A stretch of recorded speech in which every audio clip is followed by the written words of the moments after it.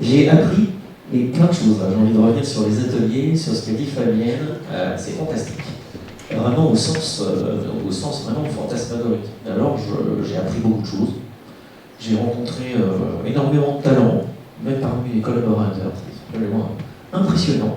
Talent inconnu, richissime. Donc c'est ce qui fait vraiment, je pense, notre force.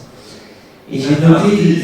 Cuisinier. Oui, voilà, par exemple. Et j'ai noté très pragmatique. Hein, et j'ai noté vraiment des choses sur cette brève histoire du temps qu'on a essayé de raconter à tout le monde, pour paraphraser Hawking. Et la chose qui finalement me vient à l'esprit là, brutalement, c'est de me dire qu'on parle de temps, et en fait il y a un plus petit commun dénominateur là-dedans. C'est l'humain. En fait, l'humain est partout. On a parlé de la subjectivité du temps, c'est l'humain. On a parlé de la perception, c'est l'humain. On a parlé des décisions, c'est l'humain. Donc c'est fascinant. Donc, en réalité, on fait un métier qui gère du temps. Alors ce temps un petit peu banal qu'a décrit Fabienne, le temps des hommes, le temps de la contrainte, le temps finalement pas le plus agréable. Hein. On fait un peu de forecast quand même, donc c'est du temps prospectiviste, on va dire, pas de la science-fiction, mais on n'est pas loin. Et quand même, on gère l'humain. Aujourd'hui, c'est ce qu'on essaye d'ailleurs de mettre dans nos produits. Quoi. Je vais essayer de revenir à la réalité, parce qu'on est dans une entreprise qui s'inscrit dans un temps humain, dans des nécessités de héroïque qu'on a évoquées tout à l'heure avec Jean-Philippe Puzan. Voilà, dans des nécessités productivistes, hein, c'est clair, où le temps s'accélère, mais pour des raisons strictement économiques ou de besoins clients, partenaires, absolument. On est dans ce cycle. Et aujourd'hui, c'est le deuxième point finalement de cette petite keynote sur lequel je voudrais insister. On insiste, je le dis, sur l'humain, sur la taille humaine. On insiste aussi sur ce qu'on appelle la symétrie des attentions. C'est un peu de pédagogie, Bruno. Oui, cette symétrie des attentions, c'est un truc découvert récemment. Le type qui l'a finalement le mieux résumé, c'est Bronson, le PDG de Virgin, bien connu, qui a dit si vous faites un collaborateur heureux, vous faites des clients heureux. Et comme tout le monde a des clients, tout le monde a des collaborateurs, on essaye par nos produits et par nous-mêmes de faire des clients et des collaborateurs heureux. Là, vous avez plus la parenté quand même, Jobs, hein, il manque un peu de cheveux. Oui, j'espère que lui survivre un peu plus longtemps. C'est quand même. Je suis pragmatique, je serais optimiste. On a une entreprise qui ressemble peut-être à celle de Jobs, avec 6 zéros en moins. C'est-à-dire qu'on essaye d'être créatif. On est parfaitement conscient qu'on est sur une industrie de niche complètement spécifique, rarissime. On n'est pas une fast-growing compagnie, on n'invente pas de téléphone portable, on n'invente pas d'algorithmes nouveaux, bien qu'on les utilise et qu'on les mette en pratique ou qu'on les challenge. Pas encore, ouais, peut-être, ça va venir. En tout cas, j'ai envie de dire deux choses à notre parterre d'amis, de clients, de partenaires. Hollis restera une entreprise à taille humaine. Ça, c'est fantastique, vous avez vu ce que ça donne aujourd'hui. Au bout de 30 ans, cette cohésion, ces talents réunis, dont je remercie d'ailleurs tous les collaborateurs, présents, passés et futurs, puisqu'on peut faire aussi de la prospective, nous ont emmené finalement à une entreprise une PME forcenée, j'ai tendance à dire, c'est-à-dire des gens qui vont rester petits par volonté, mais au milieu d'un écosystème. J'ai parlé tout à l'heure d'accélération, j'ai parlé de cette nécessité avec Jean-Philippe Puzan d'utiliser de plus en plus, enfin pas être le créateur solitaire, d'utiliser de plus en plus notre écosystème, c'est ce vers quoi on tend. Alors, d'ailleurs, Philippe, voilà, on travaille seul, on travaille avec de multiples. C'est ça. Oui, alors on a du mal à mettre en œuvre, parce que le mettre en œuvre, c'est justement quitter notre mentalité post-newtonienne, comme vous disiez, c'est-à-dire utiliser des outils qui marchent bien. Attends, ils ont marché depuis 30 ans, donc pourquoi j'en changerais? Eh bien si, on va en changer. Donc aujourd'hui, c'est un petit peu ce que je voudrais annoncer. Alors là, c'est vraiment le back to reality. Nous allons annoncer avec Stéphane, toutes nos équipes, des nouveaux produits, un nouveau produit même, je dirais, en commercialisation pour l'été prochain, qui va faire une longue carrière. Et ce produit, il aura une particularité nouvelle par rapport à ce qu'on a pu vivre dans nos cycles. Fabienne a parlé de cycle. On a vécu par cycle, effectivement. Il y a eu des cycles création-gestor, il y a eu des cycles Connexa, il y a eu des cycles TechSquare V1. Là, on va dire, au quatrième produit, à la quatrième génération. Et ce TechSquare V2, pour le nommer que lui, parce qu'il a un nom quand même, en fait, on va essayer de le transformer en intégrateur de tous nos savoir-faire. C'est plus un produit, c'est plus une entreprise, ou c'est une entreprise produit. C'est encore un peu fluctuant, je ne sais pas comment vous dire, mais c'est un produit qui va agglomérer sur les 10, 20, 30 prochaines années tous nos savoir-faire et aussi nos ambitions, c'est dans notre roadmap. Est-ce que ça nous fera... C'est presque une révolution versus... Évolution, je ne sais pas, mais j'ai bien aimé ce que Fabienne a mentionné tout à l'heure. Je pense qu'on est effectivement dans la théorie des sauts, des cycles. J'ai encore un peu cette pensée. Est-ce qu'on est dans une spirale? Une spirale, ça peut être positif ou ça peut être négatif. En tout cas, je pense qu'on est dans une spirale ascensionnelle. Est-ce que c'est la bonne décision? Est-ce que dans un univers parallèle, je ne prends pas cette décision? C'est possible. Alors justement, ça tombe bien, j'ai Bruno l'univers parallèle. Voilà. Dans l'univers parallèle, on continuerait à faire la même chose longtemps et de façon très rentable, en évoluant timidement sur des technologies, en prenant aucun risque. Parce qu'un risque pour une entreprise, c'est toujours quelque chose d'économiquement difficile à quantifier. Et on ne sait pas du tout quand on sort finalement dans le futur. J'aime bien l'image du delta de Fabienne tout à l'heure.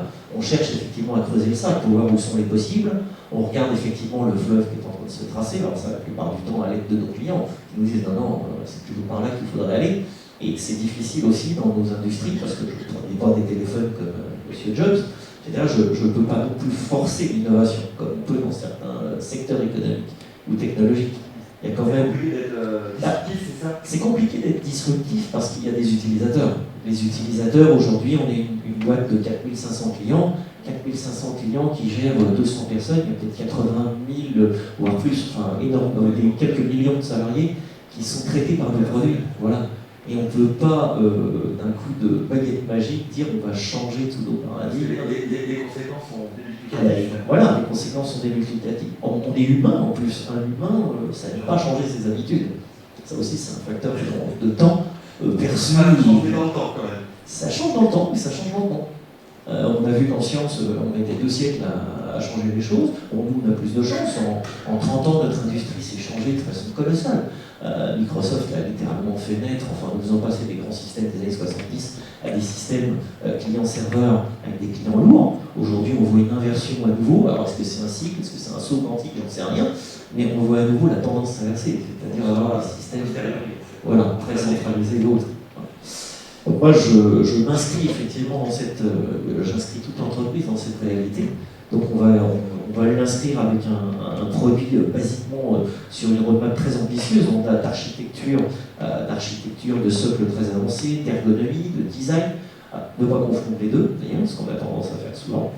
Les performances, la terminologie, tous les modes de visualisation que vous voyez passer derrière vont être complètement changés, modernisés, et en plus tout ça sous l'aube de la sécurité, parce que le grand facteur humain aujourd'hui nouveau, c'est ce besoin forcené de sécurité tous azimuts, qui n'est peut-être pas une bonne chose, je ne sais pas si... c'est une réalité, voilà. Donc on doit y complier pour faire un anglicisme fatal. Alors voilà le produit un petit peu qu'on va mettre en service, qui est l'entreprise produit, littéralement, parce qu'on peut le faire. Voilà. C'est quand même une rupture dans la tradition par rapport à nos autres produits. Oui, c'est une forte rupture à l'intérieur déjà, parce qu'il faut passer effectivement de nos méthodes newtoniennes à des méthodes einsteiniennes, si j'ose dire, ou hawkingiennes, je ne sais pas comment on dit. Donc on va effectivement utiliser des outils extrêmement modernes, de plus en plus modernes, et qui changent tout le temps. C'est-à-dire que là aussi, il y a une recherche, il y a une mise en place de choses qui sont extrêmement novatrices, et tous les 6 mois. C'est même plus tous les 3 ans ou 4 ans. C'est très difficile de s'inscrire dans ce changement devient une constante.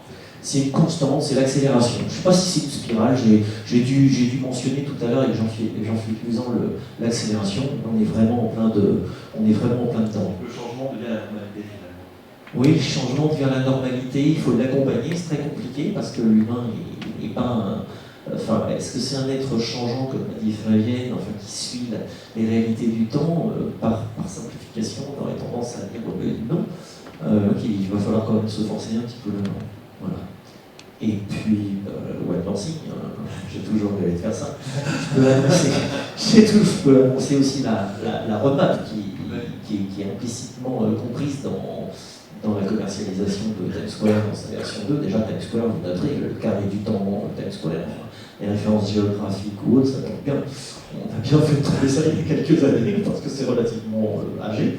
Donc, la roadmap, c'est vraiment sortir finalement de la niche, aller vers l'horizontalisation de nos savoir-faire, toujours conserver évidemment cet ADN de planification optimisée qui est un peu du forecast, qui est du futurisme, mais d'entreprise, hein, bien entendu, et qui est très fort chez nous, et vraiment avoir un agrégateur de services qui permette de rendre les services quasiment en full SaaS cloud. Vous connaissez les acronymes maintenant qu'on utilise pour dire une application, on ne l'installera plus jamais sur un système serveur local.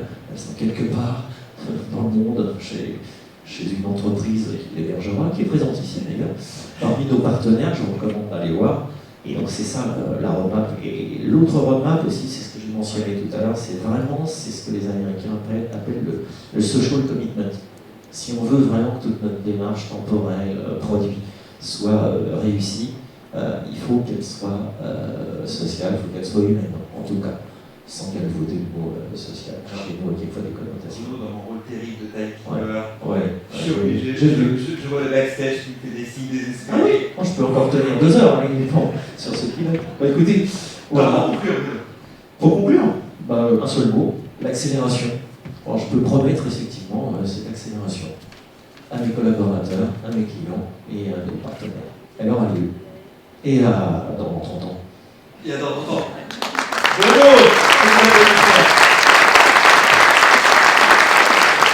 Voilà. Donc je vais avoir le plaisir aussi d'accueillir sur scène la personne qui va illustrer pour les prochaines années ce social commitment, mais vraiment sur le plan humain et collaboratif, mondial, je ne sais pas comment vous le dire. Aujourd'hui, une entreprise, elle bénéficie en Occident, en tout cas chez nous, pour parler crûment, de conditions, d'un environnement de travail humain, sociologique, économique qui est parfait. On râle tout le temps, mais on est vraiment dans un environnement économique magnifique. On a des enfants éduqués, au moins à 99%. Et il faut savoir que ces chances-là, aussi près de nous que du pays sur le périphérique ou en Europe, elles ne sont pas données à tous les enfants. Donc Colidis a décidé d'accompagner pour longtemps une entreprise, en fait, une association qui s'occupe de ce genre de choses et qui donne leur chance éducative et en compétences et en culture à des enfants qui n'ont pas eu la chance des nôtres. Donc j'aurai le plaisir de l'accueillir sur scène. Voilà. Charles-Emmanuel Ballanger qui est là sous vos applaudissements. Et qui va présenter.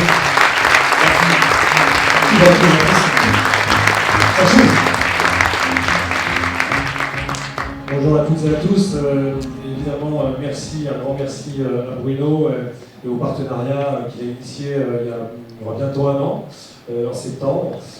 Je l'ai entendu parler d'entreprise à valeur humaine. J'ai vu le mot d'équité tout à l'heure. Je pense que c'est effectivement ce qui nous a rassemblés et ce qui a été sa volonté de nous contacter. Alors, qui sommes-nous, Aider Action ? Si on parle un peu du temps, nous allons avoir bientôt 40 ans, nous avons exactement 38 ans cette année, et nous sommes nés en 81 sur le constat que dans le monde, il y avait un grand nombre d'inégalités, et que la première des inégalités, par rapport aux droits de l'enfant par exemple, c'était l'accès à l'éducation. Donc nous avons débuté dès 1981 sur l'idée de rendre un accès à l'éducation pour tous, et notamment pour les populations les plus vulnérables et les plus marginalisées. Dans le monde, je voudrais juste vous donner un petit chiffre, dans le monde, imaginez 2,5 fois la population des USA analphabète. 1,5 fois la population européenne qui ne saurait ni lire ni écrire. C'est la situation aujourd'hui dans le monde, avec 750 millions de personnes qui ne savent pas lire et écrire. Je ne parle pas de ceux qui vont à l'école et qui, à la fin de leur scolarité, ont des difficultés en écriture ou en lecture parce que l'école n'a pas été de qualité. Donc c'est sur ces constats-là qu'Aide-Action est née et qu'elle agit maintenant depuis 38 ans pour permettre cet accès à l'éducation tout au long du cycle éducatif d'une personne. Depuis, j'ai l'habitude de dire, on fait du Tintin. On fait du 7 ans, 77 ans. Alors, on commence un peu avant 7 ans, on s'arrête un peu avant 77 ans, puisque nous œuvrons pour la mise en œuvre de classes d'écoles primaires, dans toutes les écoles maternelles, pardon, dans tous les pays où ces écoles maternelles n'existent pas. Nous formons des enseignants, des animateurs, nous créons des écoles, nous construisons des écoles, encore maintenant, même si ça l'est moins qu'auparavant. Et donc, nous sommes présents dans 20 pays du monde. Nous développons aujourd'hui 78 projets, depuis la petite enfance jusqu'à l'accès à l'éducation primaire, au secondaire, la formation professionnelle et la formation des adultes. Dans un esprit d'équité, de solidarité, de respect, et pour permettre un accès à tous. Et un accès à tous, ça veut dire quoi? Les populations vulnérables et marginalisées, c'est quoi? C'est qui?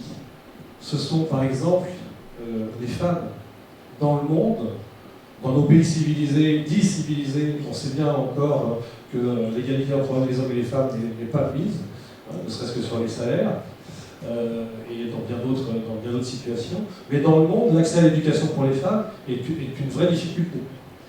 L'accès à l'éducation pour les personnes qui sont en situation de handicap est une vraie difficulté dans notre pays, mais encore à plus forte raison dans le monde. L'accès aux populations est encore à plus forte raison dans le monde. L'accès aux populations marginalisées, aux minorités ethniques, est une vraie difficulté, voire une impossibilité. Donc nous intervenons à tous ces niveaux pour rendre l'accès dans tous ces niveaux, depuis le primaire jusqu'à la sortie du système scolaire et l'insertion dans le monde professionnel, à ces personnes. C'est à peu près 2 millions de personnes qui sont touchées par an, dont 1 500 000 enfants, dont nous nous occupons tous les ans dans ces 20 pays. Alors comment faisons-nous ça? Nous développons des projets en partenariat avec les États. Nous sommes une des premières ONG françaises spécialisées sur l'éducation. Et contrairement à beaucoup d'autres ONG, nous travaillons avec les personnes. On ne s'oppose pas aux États. S'opposer aux États, c'est le plus sûr moyen de ne pas pouvoir travailler avec eux. S'opposer, par exemple, aux briqueteries en Inde, qui jusqu'alors employaient les enfants à travailler et faire venir la police, c'était le plus sûr moyen de ne plus pouvoir avoir accès aux briqueteries. On a travaillé différemment. On a simplement fait du plaidoyer pendant de nombreuses semaines auprès des briqueteries pour leur dire que si les enfants ils avaient un petit endroit pour apprendre à lire, à écrire, leurs parents ils travailleraient beaucoup mieux parce qu'ils ne seraient pas à chercher de l'eau pour les enfants, ils ne seraient pas à les surveiller parce qu'ils ont des risques, etc. etc. Et c'est comme ça qu'on a construit tout un programme en Inde sur des écoles que nous installons dans les briqueteries et où les enfants ne sont plus au travail mais apprennent à lire, à écrire et ont une vraie vie d'enfant. Je pourrais prendre des tas d'exemples de cette manière, mais voilà la façon dont nous intervenons. Avec qui nous intervenons? Donc je l'ai dit, avec les États, mais qui nous finance? Parfois les États eux-mêmes, parfois le ministère des Affaires étrangères et l'Agence française de développement, qui est son bras financier à lui. Et puis, surtout, et j'insiste sur le surtout, vous, les gens de la rue, les entreprises, les fondations, qui nous soutiennent, puisque nous avons plus de 50 000 parrains et donateurs, et nous avons plus d'une cinquantaine d'entreprises qui nous soutiennent pour financer nos projets. Qu'est-ce que ça donne comme résultat? J'ai dit qui nous étions, j'ai dit comment on travaillait, avec qui nous finançait, que donnent nos résultats. Mais là aussi, je vais utiliser un peu la parabole du temps. La difficulté pour une ONG comme la nôtre, c'est que l'éducation, le développement, c'est un temps long. Si je travaille dans une organisation, je ne vais pas donner de nom pour ne pas laisser certains confrères ou collègues, si je travaille dans l'urgence, c'est assez facile de dire, eh bien voilà mes résultats. J'ai vacciné 1 million d'enfants contre telle maladie. J'ai amené des éléments nutritifs pour lutter contre telle pandémie ou telle malnutrition. Sur l'éducation, les temps longs font qu'il est difficile de mesurer immédiatement et que c'est dans les 5-10 ans que nous pouvons mesurer nos résultats. Je voudrais juste raconter l'histoire pour terminer. Nous avons récemment, un collègue a déménagé d'un bureau au Sénégal jusqu'à un bureau à Lomé, au Togo. Et alors, il devait faire des examens médicaux, et le médecin sénégalais lui a demandé tout un tas d'examens, radiologie, etc. Et ça coûte évidemment un peu cher. Il m'a dit, on va essayer de négocier. Et le médecin a dit, non, c'est pas possible, c'est obligatoire. Et il lui a demandé de remplir la fiche technique, nom, prénom, employeur. Et lorsqu'il a rempli employeur, il a mis aide et action. Et le médecin lui a dit aide et action? Vous êtes un salarié d'aide et action? Oui. Moi, je suis un ancien filleul d'aide et action. J'étais parrainé, je suis allé la première fois à l'école grâce à l'aide et action. Voilà. Donc le slogan de notre association, c'est l'éducation change le monde. Pouvoir faire en sorte qu'un enfant qui ne pouvait pas aller à l'école un jour devienne médecin, c'est un peu contribuer à changer le monde. Et voilà, je vais simplement citer notre slogan, l'éducation change le monde, si vous le changez avec nous. Je sais que c'est commencé avec Olydis, avec Bruno, et un grand merci. Modestement, mais effectivement, c'est quelque chose qui doit être collectif. Vous pouvez rencontrer de toute façon.